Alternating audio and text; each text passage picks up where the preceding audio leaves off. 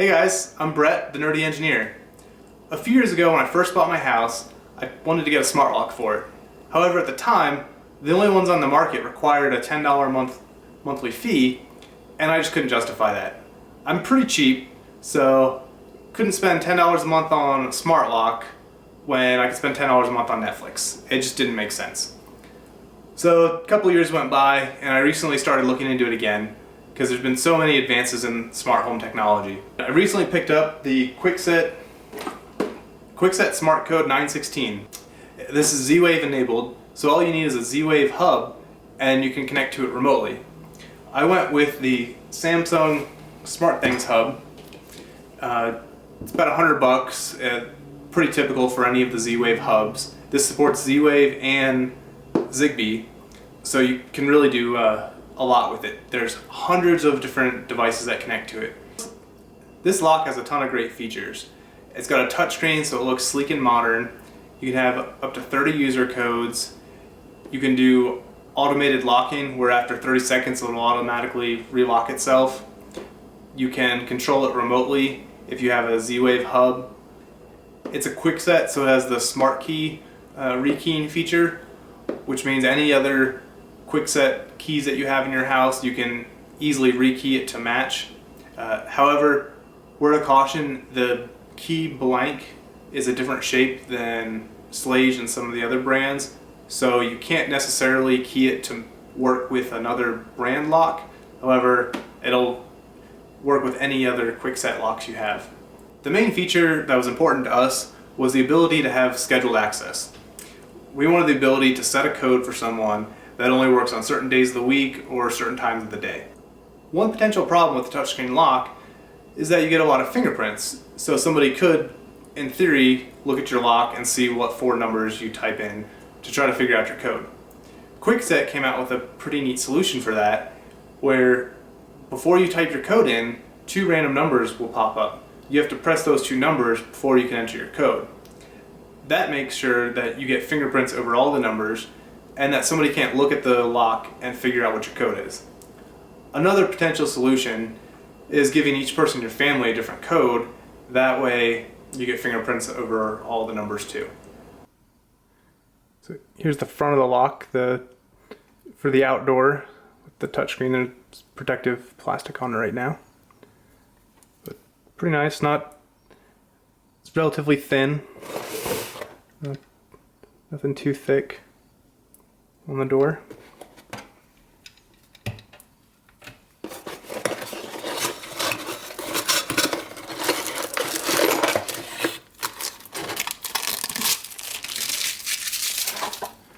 This is for the back of the door. This one's quite a bit thicker, but it houses the battery pack in here.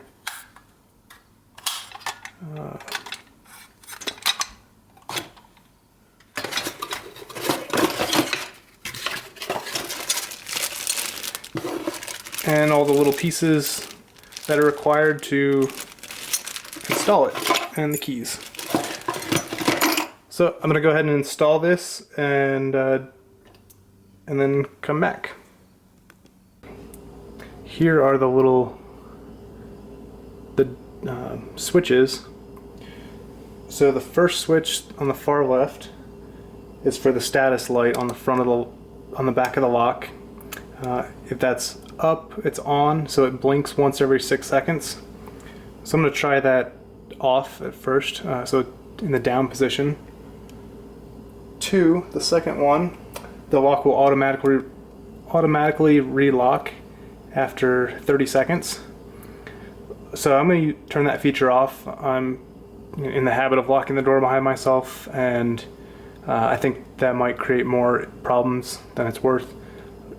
For instance, if you leave the door open, if you're bringing stuff in and out of the house, leave the door open, it'll still automatically lock after 30 seconds.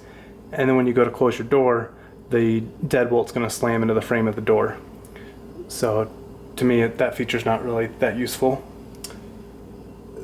3 is the audio. So I believe that's when you put a code in, it'll beep like when the door locks and unlocks. 4 is the secure screen feature, which I'm turning on. That's when to put a code in, you'll go up to the screen, 2 random digits will show up. You have to press both of those, and then you enter your code.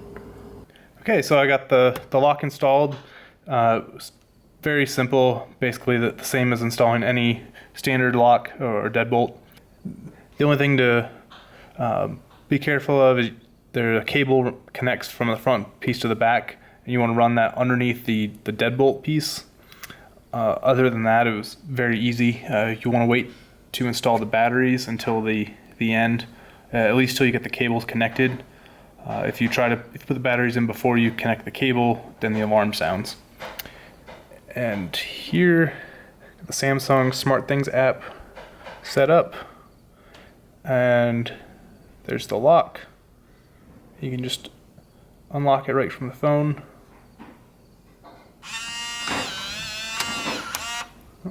And you can see the lock mechanically turn.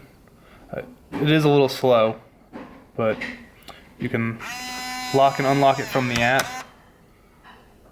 And I downloaded a smart app called User Lock Manager, and User Lock Manager gives you a lot more control over the lock than standard SmartThings app. So I highly recommend it. Just Google SmartThings User Lock Manager, and there's a post online that tells you exactly how to install it, and it's pretty simple. And here's the lock from the outside. The screen stays totally black until you touch it, and then keypad shows up, and you can just lock it pretty easily. And then a few seconds you can touch it again, and this is the SmartCode thing. So you have to hit those 2 buttons before you can actually type your code in, and that those 2 digits random, so it's spreading out your fingerprints. That way you don't have the same 4 fingerprints every time. If you're thinking about doing any home automation, I would highly recommend the SmartThings Hub. I originally got it just for the smart lock, but after installing it I discovered I can control my Wemo lights, my Philips Hue lights, and a lot of other devices. There's a lot of sensors that you can buy for your doors and windows that'll let you know if they're open or closed. There's leak detection sensors. It's endless. So I highly recommend the Samsung SmartThings Hub for any sort of home automation. It has Z-Wave and Zigbee, so any of the smart home devices should work with it. Even ones that aren't officially supported, like the Nest, there are third-party apps that you can get that link the two. So there's really not much that this thing can't do. Well, I hope you guys enjoyed my video. If you did, please like and subscribe down below. I'm working on some other videos right now. I've got a whole series on the Tesla Model X that I'm working on, and I've got videos on other tech products. So please subscribe, that way you see those videos when they come out. Thanks.